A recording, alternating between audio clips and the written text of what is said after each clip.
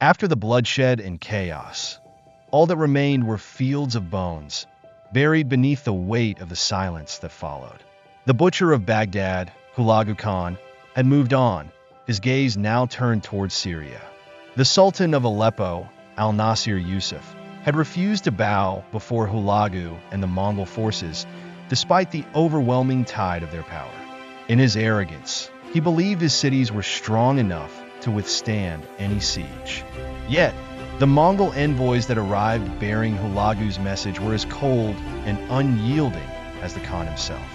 They brought a simple ultimatum: destroy your fortresses and submit to the great Khan in the east, or face the terrible wrath that has already torn through Baghdad. The Sultan's court was divided, some advising surrender to save the people, while others held steadfast in the belief that their walls could stand against Mongol might.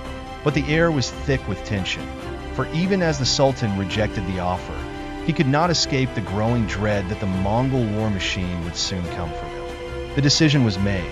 Aleppo would not kneel, but would it survive what was coming?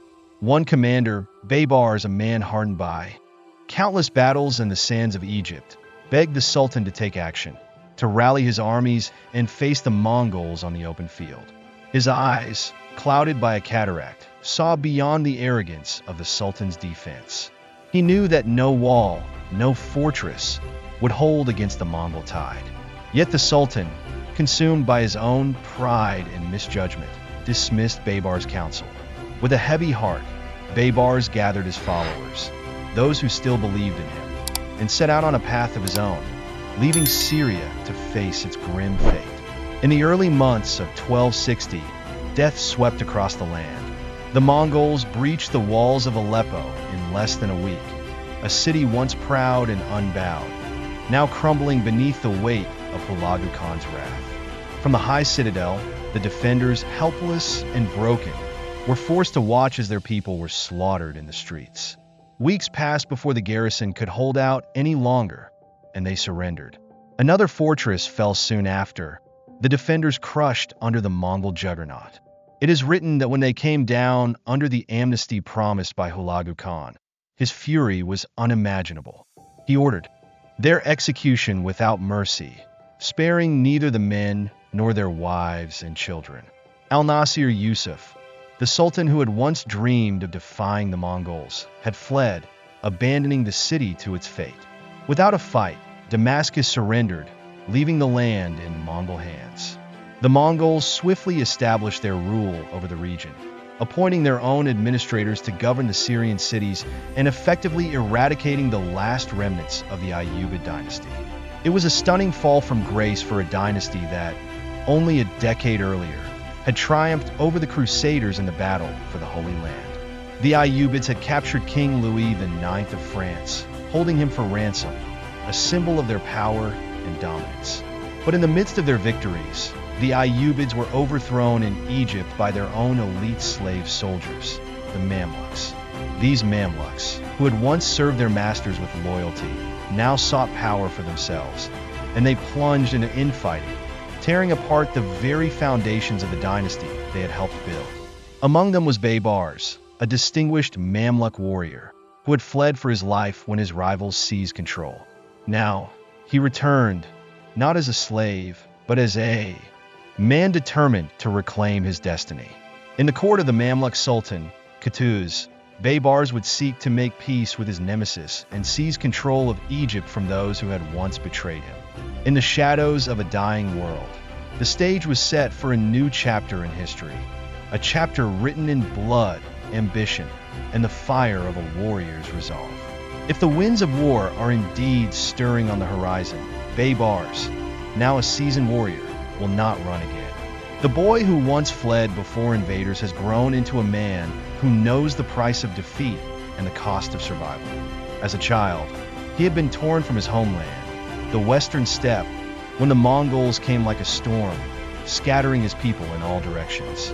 His tribe had sought refuge in the Crimean Peninsula, only to be struck down again by the swords of a regional warlord. Many were slain in that brutal attack, and Baybars himself was sold into slavery. In the years that followed, the boy was transported to Egypt, where his fate would be sealed. He He was raised among the Mamluks, the elite slave soldiers of Egypt, their rigorous training and brutal discipline shaping him into one of the fiercest warriors in the world.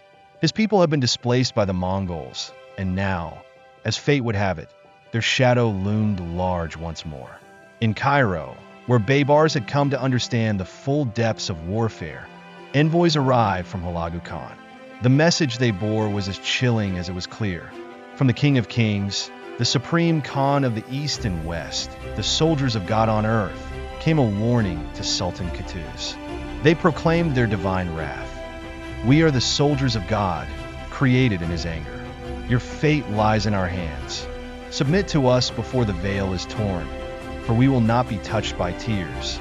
We have purified the earth of its disorders, and we have slaughtered its inhabitants.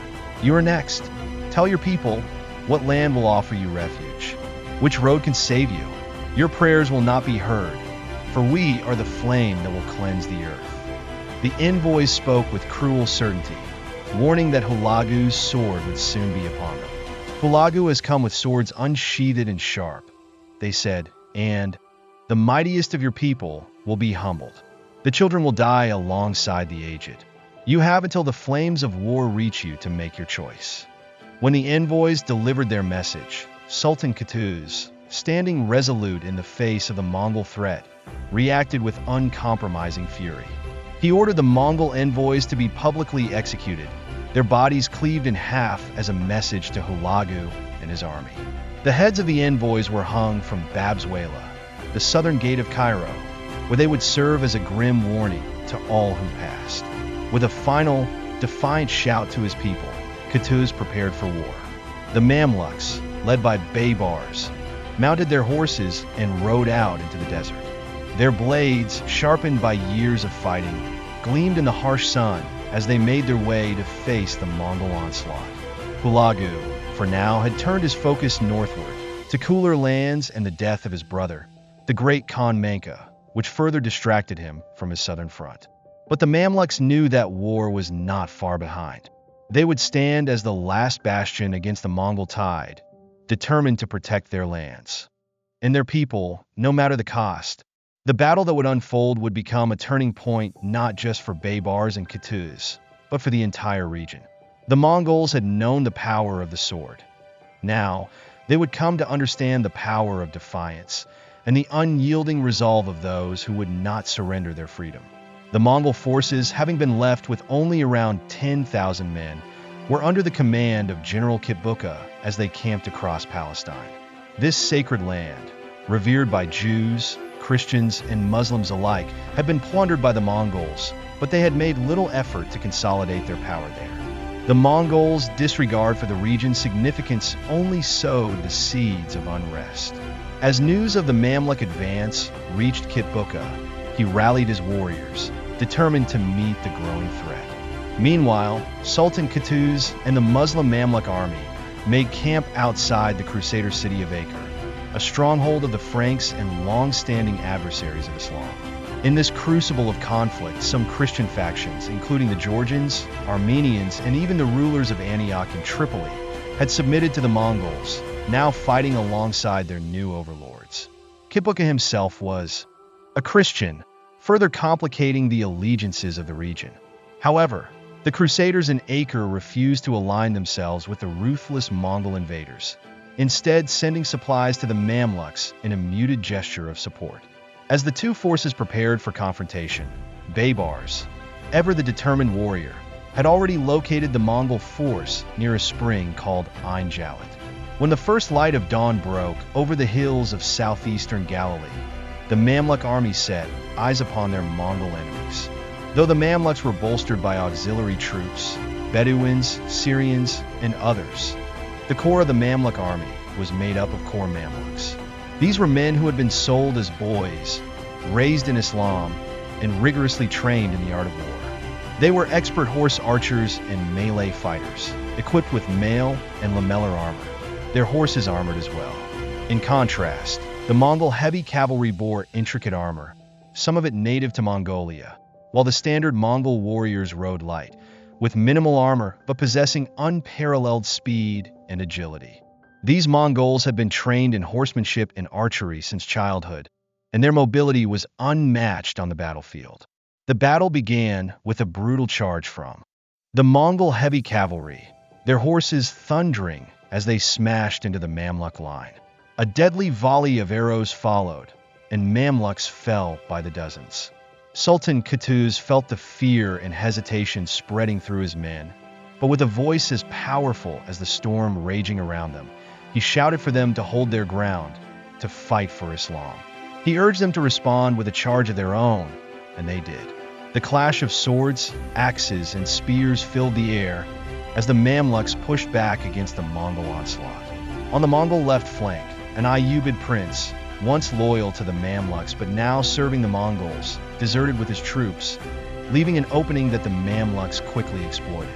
The Mongol line faltered, and the battle descended into a bloody melee. Warriors on both sides fought tooth and nail, each struggling to gain the upper hand. The Mongols began to crumble under the pressure. As the tide turned, some Mongols dismounted, choosing to make a final stand. General Kitbuka, once a proud and feared leader, was overwhelmed in the chaos of the battle, and his head was taken as a trophy by Sultan Qutuz. Baybars, always swift and relentless, hunted down the fleeing Mongols in the hills, cutting down many who tried to escape. When the Mamluks discovered Mongols hiding in a field of reeds, they set the field ablaze, ensuring no enemy would escape. News of the Mamluk victory at Jalut spread like wildfire, shaking the foundations of Mongol power in the region. Mongol officials in Syria, sensing the collapse of their hold, abandoned the cities they had once conquered.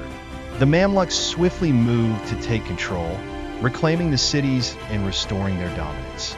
Sultan Qutuz, having secured a stunning victory, rode south to return to Egypt. Though he had deposed the previous sultan and ascended to the throne less than a year prior, his rule was already under threat. His allies had slain Baybars' companions, and the stage was set for another power struggle. As Qutuz and Baybars rode together, engaged in conversation, Baybars' mind was already set on the future. Without warning, he seized Qutuz's hand and sword, striking him down in a swift and calculated move. The death of Sultan Qutuz was swift and absolute, as decreed by God. Baybars, victorious in battle and now in power, took the throne of Egypt for himself. With the support of the Egyptian commanders, he became the new sultan, hailed as the man who had triumphed at Ain Jalut and removed the sultan who had once held power over him. Baybars' victory was not just a personal triumph, but a moment that would change the course of history, as the Mamluks solidified their dominance and prepared to face the challenges of the world to come. Despite the overwhelming defeat at Ain Jalut, Hulagu Khan did not view it as a crushing blow, but rather as a temporary setback, a prelude to the vengeance he would soon exact. His massive army remained intact, eager for the next battle. However, the Mongol Empire was far from unified, and animosities between Hulagu and Berk, another Mongol prince to the north, began to grow. Disputes over sovereignty and territory were further inflamed by Berk's conversion to Islam, and his desire to punish Hulagu for his brutal massacre of Baghdad and the killing of its caliph. As the empire fractured into distinct khanates, the Mongols found themselves embroiled in a civil war for the title of Great Khan. This Mongol civil war, which raged in the east, consumed much of Hulagu's attention, but it also created an opportunity for others. When Baybars, now Sultan of Egypt, learned of the conflict, he acted swiftly and shrewdly. Recognizing the fractures within the Mongol ranks, he forged an alliance with Berk and his Golden Horde. In exchange, Berk permitted the continued slave trade from his lands to Egypt, which was the lifeblood of the Mamluk army, strengthening Baybars' position and securing his power. With the Mongols now engaged on two fronts, fighting both Berk in the north and the Mamluks in the south, Hulagu sought new allies to counterbalance this shifting landscape. In a letter to King Louis IX of France, Hulagu boasted of his conquests, detailing the massacre of Baghdad and Aleppo. He proudly described how he captured al-Nasir Yusuf, the Sultan of Aleppo, and had his head impaled on a gate in Tabriz, a chilling symbol of his power. These letters, meant to establish alliances between the Mongols and European powers, endured even after Hulagu's death in 1265. His son, Abaka, succeeded him, but the Khanate remained ill and fractured. Abaka, through political maneuvering, married the illegitimate daughter of the Byzantine Emperor Michael VIII, further entangling his power with European interests. Abaka, seeking to strengthen his position, threatened Baybars directly, reminding him of his humble beginnings. "You are a Mamluk who was bought in Siwas," he taunted. "How do you rebel against the kings of the earth?" But Baybars, now firmly established as Sultan, was undeterred by these threats. The Mongol promise of revenge loomed, but he had long learned the ways of survival in a world divided by Islamic, Christian, and Mongol interests. In 1271, when Lord Edward of England led a new crusade to the Holy Land, Abaka answered his call for aid, sending 10,000 Mongol warriors to pillage Syria. Yet the Mongols' cooperation with the Crusaders rarely led to effective action.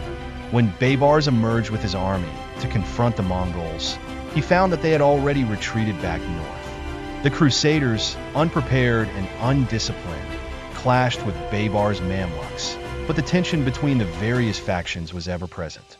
By some accounts, Baybars, ever the strategist, sent an Azarius-Mili assassin to strike at the future King Edward. The assassin, armed with a poisoned dagger, succeeded in wounding Edward, though the king managed to kill his attacker before he could succumb to the poison. Edward, shaken by the attempt on his life, decided to abandon the crusade altogether. In this complex web of alliances and betrayals, Baybars and his enemies maneuvered for survival, each with their own agenda. Years passed, and the Mongol threat continued to simmer in the background. In 1277, nearly 2 decades after the fateful Battle of Ain Jalut, Baybars, now a battle-hardened sultan, gathered his Mamluk army once more. The journey north, however, felt more laborious than it once had. The years of war had taken their toll on him, and the weight of responsibility seemed heavier. As the Mamluks trekked through sand and mountains, they camped in the moonlit hills near Elbistan, a region deep within Mongol territory. The Mongols, eager for vengeance, had gathered in a nearby valley, preparing for another brutal battle. The day of battle arrived with a vengeful onslaught as the Mongols launched their attack. Baybars, who had spent so many years in the crucible of war, stood resolute, his face a mask of determination and experience. This battle, like so many before it, was not just a fight for territory. It was a fight for survival, for the future of the Mamluks, and for the power to shape the destiny of the Middle East. The clash of steel echoed through the hills, and once again, the fate of the region would be determined by the swords of men like Baybars, caught between the forces of Islam, Christianity, and the Mongol Empire. The Mamluks, relentless and resolute, cut deep into the Mongol lines. Arrows tore through the air, and men fell, mangled and broken, unable to defend themselves against the onslaught. Baybars, ever the tactician, hastened to reinforce the flank, his voice carrying over the din of battle, commanding his men to press forward with a counterattack. Despite their initial fierceness, the outnumbered Mongols could not stem the Mamluk tide.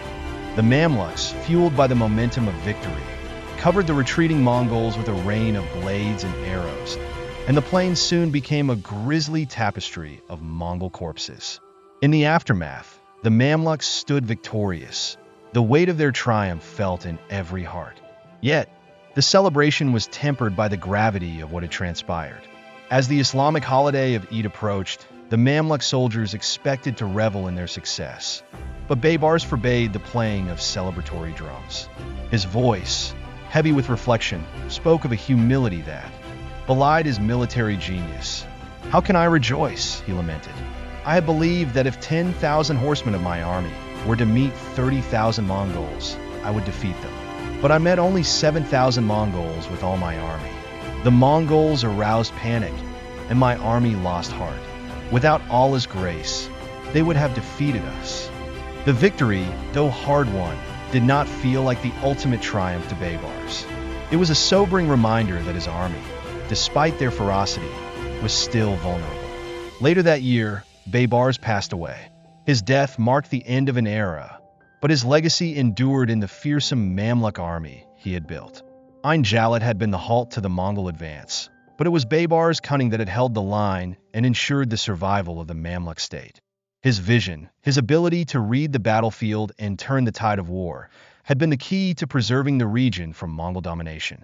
For years after his death, the Mongols, still restless in their ambition, mounted a massive invasion of Syria. The Mamluks, now seasoned by years of warfare, vanquished them once more, proving that their resilience had been built not on brute force, but on the strategic groundwork laid by Baybars. Despite one major defeat in 1299, the Mamluks continued to thwart Mongol conquests, standing as a formidable barrier against the Mongol horde. The Mongols, who had once swept through vast swathes of territory, faced relentless opposition from all sides, not only from the Mamluks, but also from the knights of Europe and the samurai of Japan. Yet, the Mongols, despite their military prowess, could not break the will of these mighty adversaries. But the true undoing of the Mongol Empire was not their enemies. The greatest threat to the Mongol Empire came from within. Civil wars ravaged the empire, and the very brutality and avarice that had fueled their rise to power now turned the Khans against each other. The once unyielding vision of endless conquest, a dream passed down from the long-dead Genghis Khan, began to fade as the empire tore itself apart. The Mongol horde, once invincible, was consumed by its internal strife, unraveling under the weight of its own ambition. And so, the empire that had once spanned continents, that had reshaped the world, began to crumble from within, its mighty armies diverted by civil war, and its dreams of unending conquest extinguished by the very forces that had built it. Years ago, during the civil war with Hulagu, Burkakin wandered through the cold, desolate heaps of Mongol dead and lamented the fate of his people. "Mongols are killed by Mongol swords," he said, his voice heavy with regret. "If we were united, we would have conquered all of the world." His words echoed the deep fracture that had set in among the Mongol Khanates, a fracture that would slowly tear apart the mighty empire built by Genghis Khan. Had the Mongols remained united, they could have swept through the world, their unstoppable tide crashing against every obstacle. But instead, civil war consumed them, their internal strife undermining the very strength that had made them the most formidable empire the world had ever known. In the end, the Mongols were defeated not by foreign armies, but by their own ambitions and infighting. The dream of world domination, once held by Genghis Khan, faded into the winds of time, leaving behind a legacy of what might have been.